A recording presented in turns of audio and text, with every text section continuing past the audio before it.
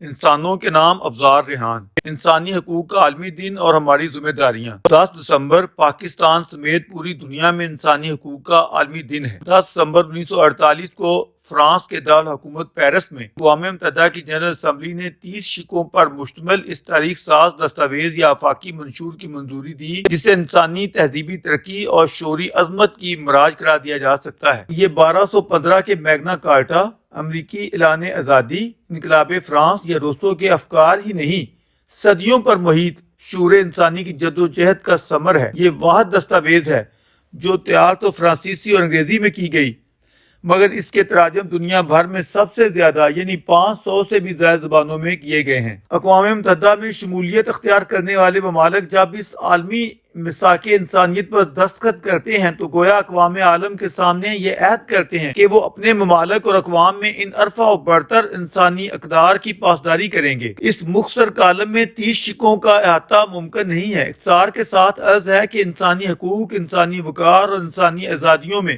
کوئی نسلی، مذہبی یا جنسی امتیاز روا نہیں رکھا جائے گا۔ تمام انسان آزاد اور عزت و حقوق کے اعتبار سے برابر پیدا ہوئے ہیں۔ انہیں ضمیر اور عقل و شعور ودیت کیے گئے ہیں۔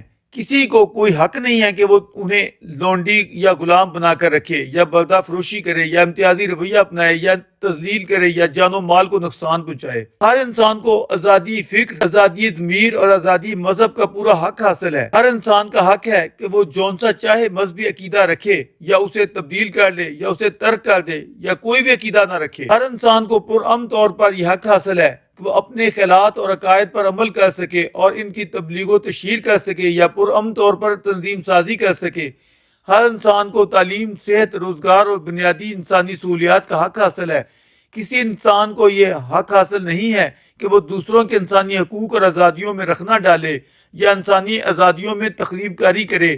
تعلیم کا مقصد انسانی شخصیت کی پوری نشو و نما ہوگا، انسانی حقوق اور بنیادی انسانی آزادیوں کے احترام میں اضافے کا ذریعہ ہوگا۔ تعلیم اقوام عالم اور نسلی و مذہبی گروہوں کے درمیان باہمی مفاہمت، رواداری اور دوستی کو ترقی دے گی اور امن عالم کو برقرار رکھنے کے لیے اقوام متحدہ کی سرگرمیوں کو آگے بڑھائے گی۔ اسی طرح رائے کی آزادی یا ووٹ کی عزت کو اتنا ہی تقدس بخشا گیا ہے جتنا انسانی جان، مال اور آبرو کو۔ اقوام متحدہ میں شمولیت اختیار کرنے والی اقوام نے اس بات کا بھی عالمی عہد کر رکھا ہے کہ وہ اپنے ممالک میں انسانی حقوق کے اس عالمی چارٹر پر نہ صرف خود عمل پیرا ہوں گی بلکہ ان اعلیٰ انسانی اقدار کو اپنے عوام میں رائج و راسخ کرنے کے لیے ان کی کما حقوں تشہیر کریں گی۔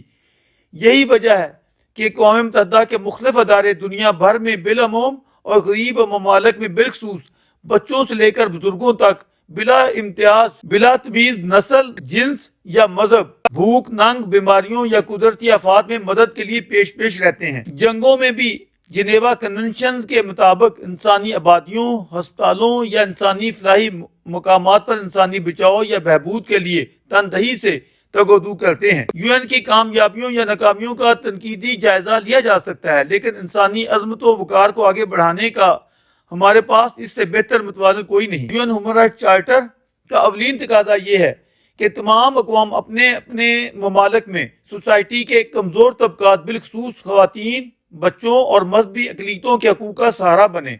انہیں برابر کے شہری انسانی حقوق دلانے کے لیے ہر نوع کے امتیازی قوانین اور رویوں کے خاتمے کو یقینی بنائیں۔ ہر سوسائٹی کا میڈیا نہ صرف خود بلکہ آزادی کے حق کو منوانے کے لیے پوری یکجہتی و طاقت کے ساتھ ڈٹ جائے بلکہ دبے ہوئے کمزور طبقات کی زبان اور سہارا بنے۔ اب اگر درویش ان اعلیٰ و عرفہ انسانی اصولوں اور آدرشوں کی روشنی میں اپنی سوسائٹی یا سماج کا جائزہ لے تو سخت مایوسی اور دکھ میں آنکھیں بھیگ جاتی ہیں۔ کیا کہیں سے ایسی کوئی مضبوط آواز اٹھ رہی ہے کہ UN ہیومن رائٹس چارٹر کو ہر سطح پر ہمارے تعلیمی نصاب کا لازمی حصہ ہونا چاہیے؟ اگر آج کے دن تک ایسے نہیں ہو سکا تو اس کا مجرم کون ہے؟ اس کے برعکس ہمارا تعلیمی نصاب اور میڈیا مختلف نوع تعصبات کے تحت انسانوں کے درمیان منافقت کو پروموٹ کرتے پایا جاتا ہے۔ ہماری بربادی کی بنیادی وجہ یہ ہے کہ ہم حال میں نہیں ماضی میں جی رہے ہیں۔ ایک امریکی مدبر نے کیا خوب کہا تھا کہ مرے ہوئے لوگوں کا یہ حق نہیں ہے کہ وہ زندوں پر حکومت کریں، لیکن ہماری تو ساری باغیں ہی فوت شدگان کے پاس ہیں۔